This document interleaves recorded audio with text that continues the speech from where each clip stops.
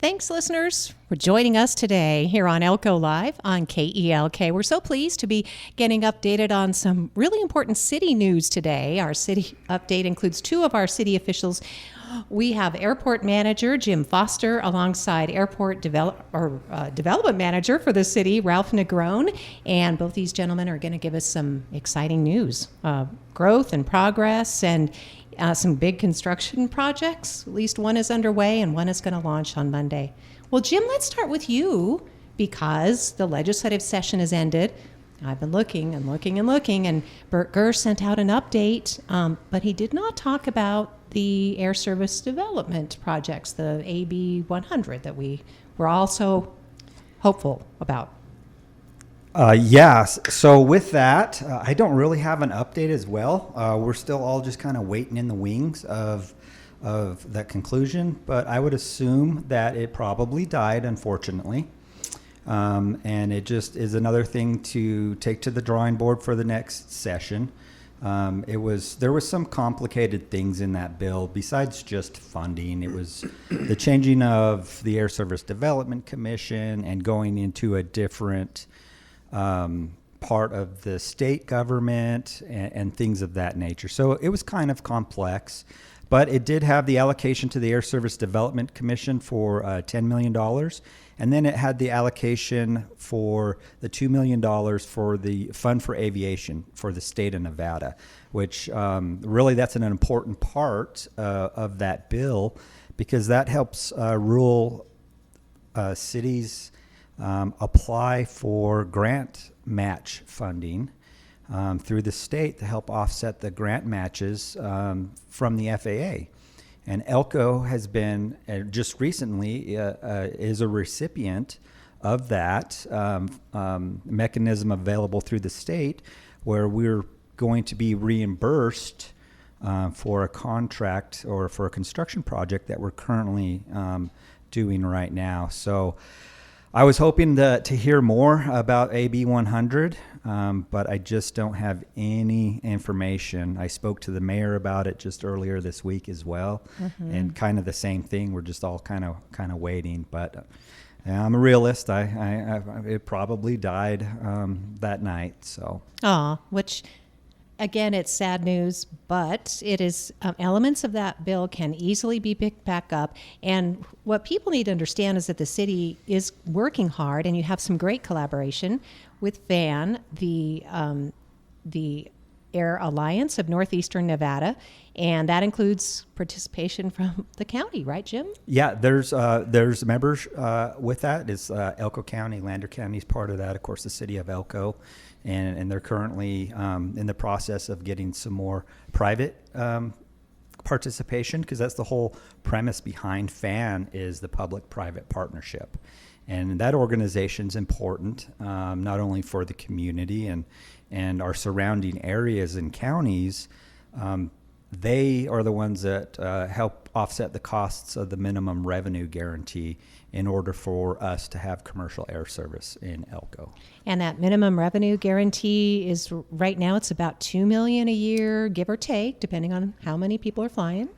Yeah, I don't have any information on the number side of things, but it's important for our community to use our air service that we provide. And we just brought back that midday flight that has 4 flights a week. And that's all part of that commitment that the airport is doing for our community and some of those members of the FAN organization is in order to keep those numbers up. We need people using that service. If people use the service, all pricing goes down on tickets. The pricing would go down on the minimum revenue guarantees, and it's a win-win for everybody. It makes our community partner SkyWest happy because we're filling up the aircraft. It makes me happy because then we get our full allotment of FAA entitlement funding. And so it's an important process for people to remember. And the biggest thing is just look, just Google, just go to the websites and look at those ticket prices. And you'd be surprised on relatively some of the good prices that you can get if you're paying attention and you're doing those things, 21 days advance purchase, things of that nature. flyelko.com. I mean, that's pretty, and Ralph is over here agreeing because a lot of us are looking, at summer travel and family coming in to visit, and all you have to do is Google those. Flyelko.com is one of the websites, right? Yeah, absolutely. Yeah, so super cool. And how are the midday flights going, Jim, would you say? So we basically have we're not even a month into it just yet, but we're starting to see the numbers. I think we're close though. We're starting to see those numbers. I would say they're doing well. It's not doing great by any means, and that's okay because it's new and people need to get used to the schedules and making sure that we can accommodate those travel schedules. And I'm actually seeing a lot more, not just the business side of travel, but more of the personal, the tourism side of things. I just watched a family get on the aircraft the other day, and it was a family of 4 flying with children. And so that part of it's important to us as well, that we provide that service. So we're going to be having some meetings with SkyWest coming up, and where we can look at those numbers and see where we can improve, if we need to do an expanded marketing campaign for things like that to get the word out.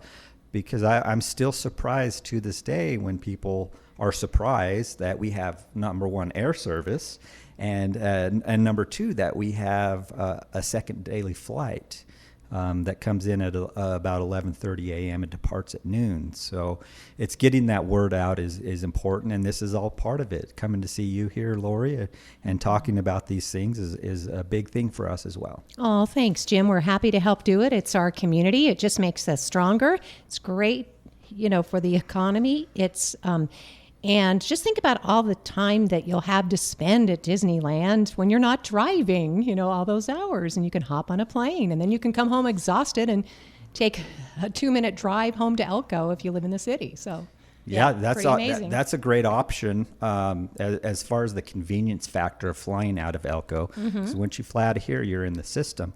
One of the things that we have coming up to help facilitate the travel experience is the TSA will be upgrading some of their screening equipment. And so that's actually going to be happening about June 17th or so. And what it is the equipment that you walk in, you put your arms up, and it does that swoosh, swoosh. Uh-huh. I don't know the name of the equipment. I'm sorry. But you got the swoosh, swoosh But down. the swoosh, swoosh part of it. Yeah. And it's just going to add to that level of security for our facility. And accommodating the traveling public going through that to make it quicker and easier and things like that. So we're always looking at trying to increase that the customer experience, and that's one of those things to make it even easier to fly out of Elko. Well, obviously the FAA has a lot of confidence in the community too, and TSA. I mean, these are big investments. Speaking of, the construction that's going or should be wrapped up by now, right, Jim? We are getting close to the end of our construction on our terminal ramp reconstruction project. That one started the first part of May. We have just started the final phase 3. So we've replaced all of the concrete that was removed, and we have all the asphalt in place. So actually starting next Monday, that we have inconvenienced our passengers and SkyWest a little bit because we haven't been able to use our jet bridge during this time period. But starting on Monday or Monday afternoon, so that final flight that comes in Monday evening, the jet bridge is back in service for people to use.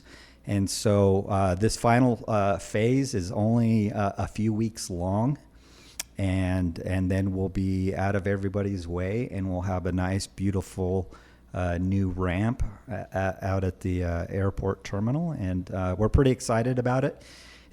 It seems like it's gone a lot quicker than expected, and our contractor Q&D Construction, they've been absolutely amazing to work with.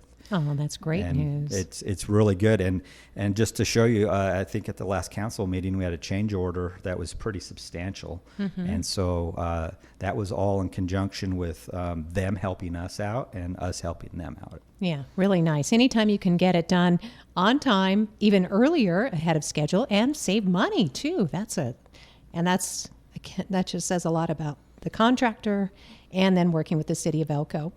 So that construction work, again, it's all a big investment. That's money that can generate in the local economy too. Just like, when it's inconvenience, if the mining expo is in town, every car that I have to wait for, I think, well, that's money right there. Those people are from out of town, and look at all the busy restaurants and all the things that are going on. That's what it's about, helping the economy. And that's an important part of it. And one of our big events, and not necessarily associated with the airport, is the mining expo, because people come in, they fly into our airport, they rent those cars. And I was actually just having a conversation with the construction guys the other day about, hey, were you guys able to get your rooms that they've been staying at all week or all month now, and because of the mining expo? And so they were still able to get their rooms back. And but that's just one of those things, and one of those community events that's important for the Elko community. Jim Foster is our airport manager. It's the Elko Regional Airport. We have the Flight Alliance of Northeastern Nevada, which is a local nonprofit that's formed to help support those local regional flights that go to and from Salt Lake City. And of course, the big goal is the in-state connectivity. And we can always keep trying. It's not like we haven't been. So I'm sure that'll come back up, Jim. But part of it, too, is just getting a lot of awareness, because the people that I talk to, especially folks from out of town, even in Reno, and I said, we need to be talking about this statewide, because there are so many people that don't realize that we're flight bound here.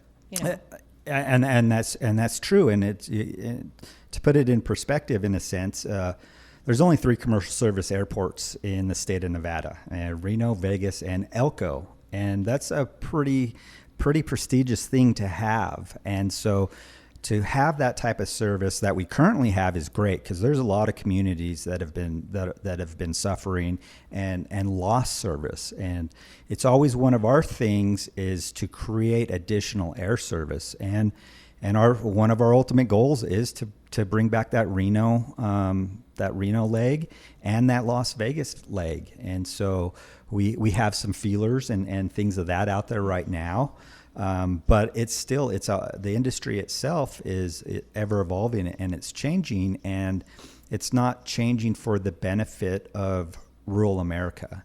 It's changing for the benefit of urban areas and larger aircraft, and they want to put more people on them, and then they're starting to take away the amenities of flying on those airlines and things of that nature. And so for rural airports such as us, it's a struggle. And that's where we need that help from the community, and that community involvement is, to help bring us something here. And then, once it gets established, we got to remember to use it. Get on board. Or we're going to lose it. Oh, yeah, great advice from Jim. And for the entire community, flyelko.com.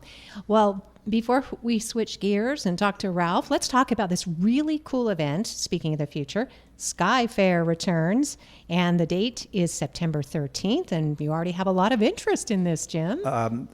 So September 13th is the big day. We're bringing it back in a sense. It's been kind of on hiatus for 10 plus years, and there was a group of individuals that approached me and asked if we could bring this thing back, and 100% said, I will support you in this endeavor. And we've had many meetings. We actually have a meeting tomorrow at noon at the LRO Services building. So if there's anybody that would like to just to come and see what we have going on.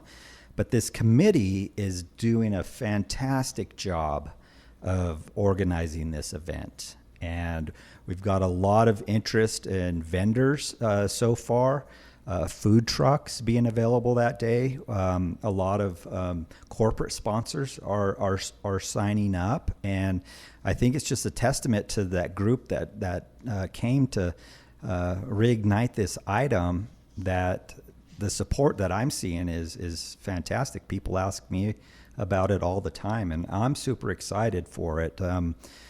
We're starting to see a lot of the attendees, the aircraft attendees, starting to sign up and say that they will be there. We're still waiting to see if the military component is going to be able to show up. But it's one of those things with those types of, with the military side of things, that it usually takes a year to 2 years to get on their schedule. But once we get on there, the next one's just going to be bigger and better. And that's the thing, is to build up. It gives us another event in the community during that time period, because there's a balloon festival going on. Then our Sky Fair at the Elko Regional Airport will be going on. So it's just another thing that you can take the family and come out and see what the airport is and see what it has to offer, and just the numerous things that the airport has as far as air ambulance service and firefighting and things of that nature is an important part of what makes an airport an airport. And so we're really excited about it. There is a website, elkoskyfair.com. That sounds familiar. I think that's the Okay. website that they have up, and it has some information, contact information on there for different people, part of the process. And so they're starting to develop that website into a usable thing, and so gives shout outs to the some of the donations, some of the sponsors that are current for that. So I just pulled it up. There it is. There it is. There's some pictures up there, and we're just really excited about it. It's like I said, it's been a long time that I can remember. I can remember the last one, which it hasn't been that long, I guess. So, but I think it's going to be a tremendous event. Elko Sky Fair 2025 at the Elko Regional Airport. These are static displays, and there will be vendors and food and entertainment. Ruby Mountain Voices are singing. They're going to take over a hangar and sing. That'll be fun. Our airport has art and history. Amelia Earhart landed at the airport here in Elko in her career. I mean, there's just so many things, and I know we're going to be talking more about it, but it's a chance to really celebrate our air service that we have. And Jim, thanks for your work and your enthusiasm. You didn't have to say, sure, why don't we just do a Sky Fair, but you did. So thanks for bringing that back. Really nice. No, thank you, Lori. And I'm just happy to be part of it and happy to be able to provide something additional. So I appreciate that. Thank you. Yeah, general aviation community, you don't find more enthusiastic folks than pilots. And I should mention, too, that if you are a pilot wannabe, PACE Coalition has scholarships for the Sauber and his wife, his late wife, there, Eliza Goyen. Scholarship. It's an aviation scholarship, and you can get up to $7,500 paid the cost of taking lessons right here in Elko at El Arrow. El Arrow has applications, and so does PACE Coalition, Partners Allied for Community Excellence. Pretty cool, huh? I was not aware of that, and I apologize for that. But I'll put you on the link. That is very exciting, and that is such a relief. Because that's one of the things is we need the younger generations to get involved in aviation, and that is a huge part of it. With scholarship available is pretty awesome, and to hear the name associated with that too, that does mean a lot. Because I remember back in the days with hangars, and the Eliza Goins were big hangar owners out at the airport, and they were a big part of general aviation. So that's awesome. Oh, the family's continuing the love and the legacy. Thanks to the Eliza Goyens and of course, PACE Coalition and El Arrow for making this possible. You don't have to be a young person. You just have to apply for the scholarship. So super cool. Jim, thank you. We're going to turn some time now over to Ralph Negron. He's our development manager. You've been waiting patiently in the wings there, Ralph, and you have your own big stuff to talk about today. We've been waiting for this, I think, since we had horse-drawn wagons there in the downtown corridor, because it's needed a redo for a while. Am I right? Absolutely. It's definitely needed. All right. So beginning Monday, June 9th, the city is going to launch the RDA Downtown Corridor Sidewalk Project. Great news is Taxes aren't going up. This is money in the bank to pay for this. You have a contractor on board. It's ready to roll. We do. Okay. We do. Yep. They've done a great job with trying to reach out to the current vendors there off of Railroad. So they're communicating with them. So are we, just to get everybody on board and let them know that construction, there'll be traffic control starting next week. And probably a little bit of construction off of 4th Street and Railroad, working on a storm drain right there. But yeah, we're asking for, please be patient. The end product is going to be worth it. It's about 30 days to, I guess, would be demolition work, Ralph? Yeah, so what's going to happen is next week we'll begin, the setup, traffic control, all of that. The following week, I believe it's the week of the 16th. That's when sidewalks will begin demo and all of that. It'll take about 30 days between 4th and 5th Street on Railroad. So what that's going to entail, it's going to be the new sidewalks.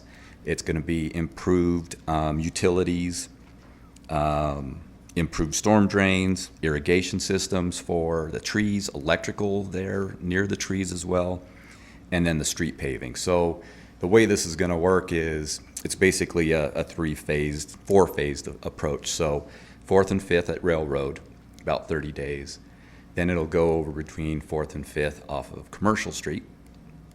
And then it'll go across the street again between 5th and 6th on Commercial. And basically the last phase is replacing the asphalt between all that. That's going to be the end phase for all 3 blocks. So a lot of what Ralph is describing too, there are some mysteries beneath the roads and sidewalks in that area because some of that infrastructure is so old.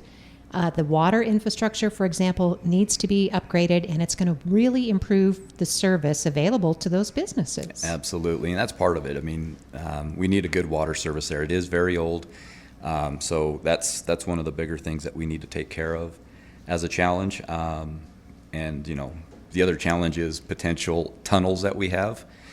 We've taken a lot of time to walk those areas and try to identify as much as we possibly could. And knock on wood, hopefully we don't hit too much. It's just one of those things where, you won't know until we get into it. And the tunnels that Ralph's referring to, there's a lot of local sort of, I don't know if it's actual history, but there's a lot of speculation. Okay, we know, for example, there are some tunnels under sidewalks in front of some of the businesses on the Commercial Street side. I'm thinking of next door to Capriola's.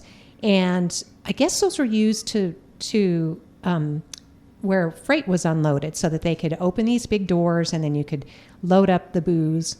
But some of these tunnels might have been used during Prohibition. Is that Ralph's nodding and smiling? That's kind of what I've been hearing as well. Okay. So it'll be interesting to see hopefully nothing. Yeah. But it's still pretty interesting. It is going to be kind of cool. Jan Peterson will be, I'm sure, patrolling vigorously, looking for any signs of anything, the artifacts. I understand Elko, I guess we used to get trainloads of grapes during Prohibition. Isn't that interesting? It is. People just loved their grapes. I don't know, it was the Basque population. People loved the nutrition in grapes. Yeah. So whether or not, I know. So that'll be something to discuss. So that'll be part of the fun, the archaeology of this project. But it could also mean, there could be some delays. You could discover some things that, require a bit more attention. Yeah. Ralph? Okay. It's definitely old in our corridor, right? Mm-hmm. So there's definitely that potential to find those unknowns for sure. So that's one of those things that could potentially delay a project, and that's where we're asking for all of our business owners to please be patient. We're going to try to get through it as quickly as possible, but we also want the end product to be perfect. Well, and that's part of our discussion today too. Both clients, patrons, and business owners should anticipate limited access to the storefronts. You might actually need to go in the alley, but the city has actually done a lot of work under Kathy Laughlin's direction in the last several years to make sure our alleys were literally cleaned up. So the alley, there are some murals. I mean, you can actually enjoy going in some of the alley entrances, to be honest.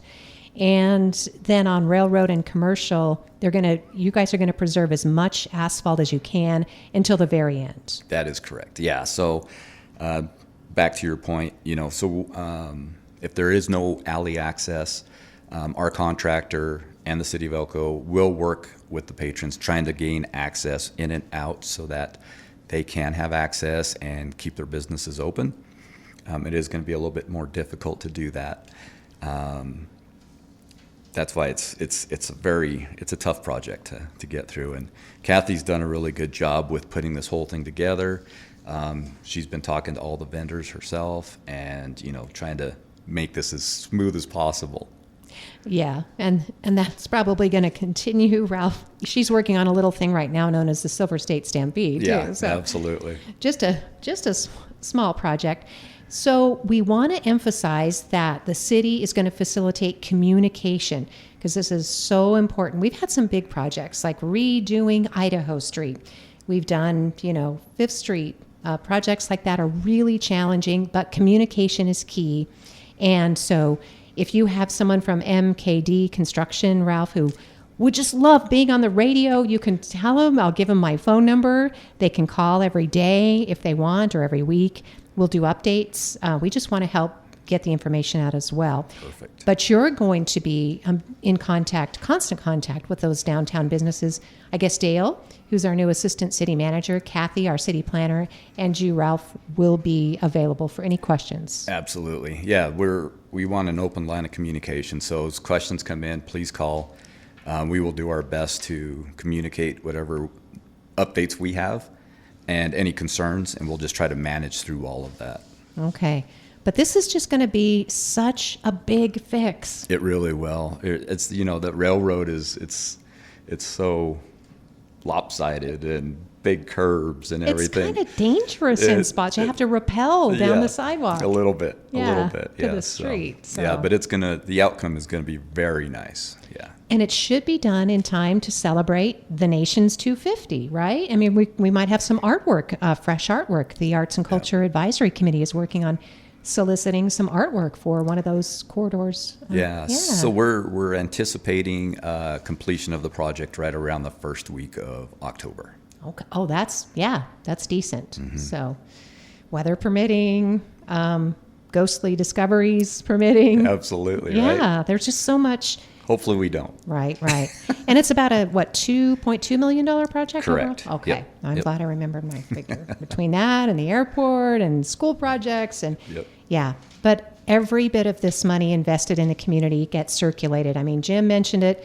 Contractors come, whether or not folks live here, they stay here during the duration and they eat here and they hopefully entertain themselves. Yeah, I mean, just by doing this sidewalk project, it's going to enhance the beauty of it, and I think the owners are really going to appreciate it as well, along with, all of our tourists. Yeah, we have a beautiful downtown corridor. We're the envy of many small communities because we can accommodate pedestrians. We encourage pedestrians. We don't have pedestrians competing with vehicles.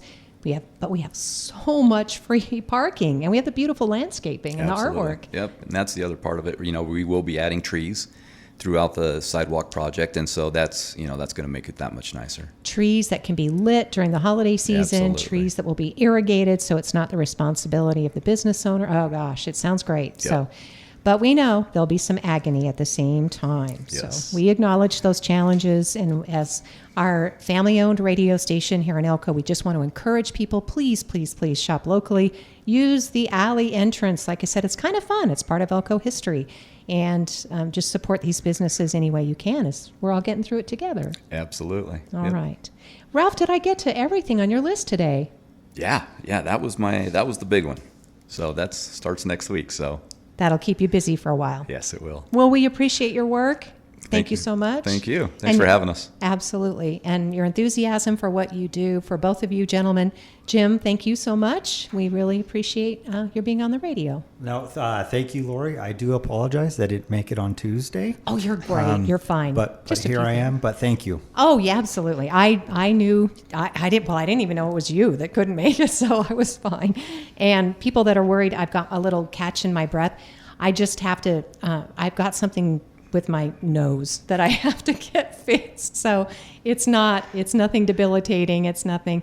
In fact, I was talking to a friend the other day who said, "Oh, I had that done, and you're going to feel so much better." So it's just think about plumbing, and then think about getting it all fixed. So thank you guys for being concerned about me, and when I sound a little breathless on the radio, I appreciate it. Thank you to our guest today here on Elko Live, Jim Foster, the Elko Regional Airport Manager, and our Development Manager for the City of Elko, Ralph Negron, our guest here on KELK.